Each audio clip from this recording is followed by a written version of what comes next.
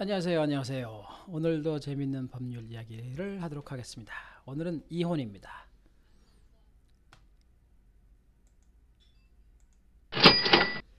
이혼에서 가장 중요한 것은 우선 이혼이 합의 이혼이냐, 분쟁 이혼이냐, 그것을 알아야 됩니다. 합의라고 하는 것은 모든 것이 합의됐을 때 여러 가지 이슈들이 있는데 이런 이슈들을 다 합의했을 때 그때는 이혼을 할 수 있는 거죠. 분쟁 이혼이라고 하는 것은 서로 합의가 안 될 때 무엇인가 합의가 안 됐기 때문에 법정에서 다툼을 해야 되는 경우, 판사가 판결을 내려줘야 되는 경우, 그런 경우가 분쟁 이혼이 되겠습니다. 자, 그러면은 합의를 해야 되는 것들은 무엇인가에 대한 이야기를 하도록 하겠습니다. 우선은 이혼 의사에 합의를 해야 되죠.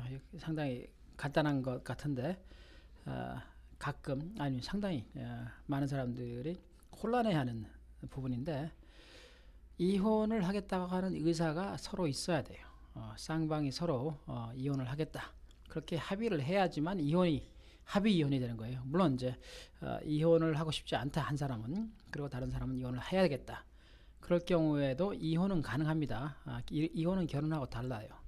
그래서 결혼을 하려면은 쌍방 서로가 합의를 해야 되지만, 이혼은 두 사람 중에 한 사람만이라도 원하면 이혼을 할 수는 있습니다. 하지만 그런 경우에는 분쟁 이혼이 되겠지요. 합의 이혼이 아닙니다. 이 합의 이혼을 하기 위해서는 둘 다 서로 이혼을 하겠다 하는 의사가 일치해야만 합니다. 그 다음은 양육 부분입니다. 어린아이들이 있는 경우에 18세 미만의 자식들이 있는 경우에는 양육에 대한 이야기를 하겠죠. 누가 양육을 할 것인지, 양육비는 얼마를 줄 것인지.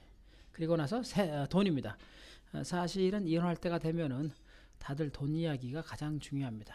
물론 양육이라든가 이혼 의사 그런 이야기도 해야 되겠지만, 돈 이야기만 맞아떨어진다면은 이혼을 못할 이유도 없죠. 합의를 못할 이유도 없고. 자, 그러면은 이혼 의사에 관해서는 어떤 것들이 중요한가? 서로 이것을 합의를 통해서 원만하게 이혼을 하겠다, 그러는 거죠. 그러니까 결혼 생활 동안에 불행했는데 하지만 단 한 번 이혼을 할 때는 우리가 합의를 해야 되는 거죠. 우리는 서로 이혼을 하겠다.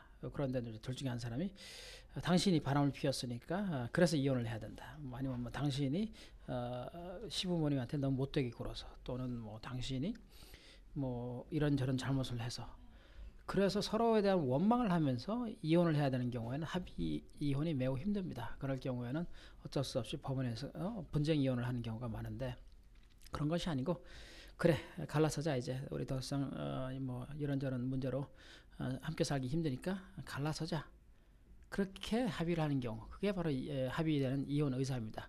원만하게 이혼을 하자 하는 경우. 그 다음에 양육에 관한 이야기를 해야 되는데, 아이들이 있지 않습니까? 아이들이 18세 미만의 성인인 경우, 미성년자인 경우, 그런 경우에는 양육권이라든가 방문권에 대한 이야기를 해야 됩니다. 과연 누가 양육을 할 것인지, 그러면 또 양육하지 않는 사람은 얼마나 자주 아이들을 만날 수 있을 것인지, 그런 이야기를 할 수가 있습니다.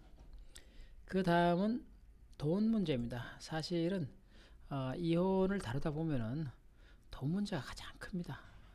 그래서 돈 문제만 합의되면은 웬만해서는 이혼이 원만하게 끝나는 것을 우리가 알 수 있습니다.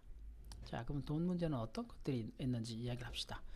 돈은 크게 세 가지로 볼 수가 있는데, 재산 분할, 함께 갖고 있는 재산을 어떻게 나눌 것인가, 생활비, 이것은 예전엔 위자료라고 불렀는데 요즘은 배우자 보조금이라고 부릅니다. 그리고 양육비, 이 세 가지 문제에 있어서 돈 문제가 어느 정도 서로 합의를 할 수 있다면 이것은 합의 이혼이 가능한 거죠. 자, 그러면은 재산 분할은 어떻게 해야 되는지, 이게 상당히 복잡합니다. 실질적으로 따져보면은 재산 분할의 황금 법칙이 있습니다. 황금 법칙은 바로 50대 50이라고 하는 것이 반반인데, 이것을 나누는 대상은 집이라든가 연금이라든가 자동차, 현금, 그 외 여러 가지 등이 있겠습니다. 이 재산 분할은 상당히 복잡하기 때문에 제가 따로 새로운 세그멘트 비디오를 만들어서 올리도록 하겠습니다. 재산 분할 외에 생활비 이야기가 나오겠죠.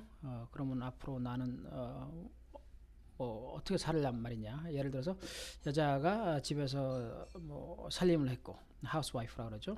아니면 뭐또 미화시켜서 홈메이커라고 하는데, 여자는 집에서 하우스와이프였고 남자는 나가서 돈을 벌었다. 그럴 경우에 여자가 현재로서는 바로 자립할 수 있는 그런 경제적인 능력이 되지 않지 않습니까?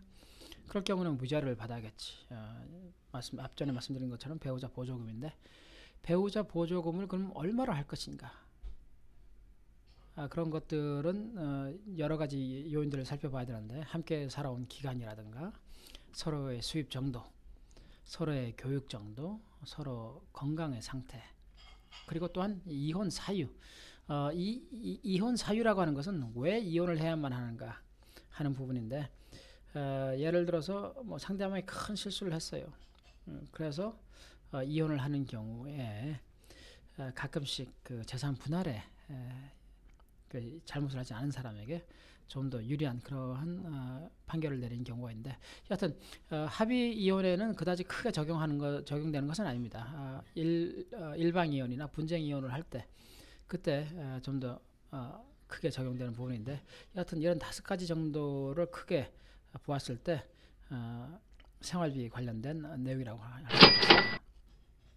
그 외에 양육비 이야기가 나오는데, 양육비는 우선 자녀가 몇 명인지, 서로 수입이 얼마인지, 자녀의 건강 등도 중요하지만 또 중요한 것은 바로 양육권은 누구에게 있는지, 특히 그 아이들하고 물리적으로 함께 사는 사람이 누구인지.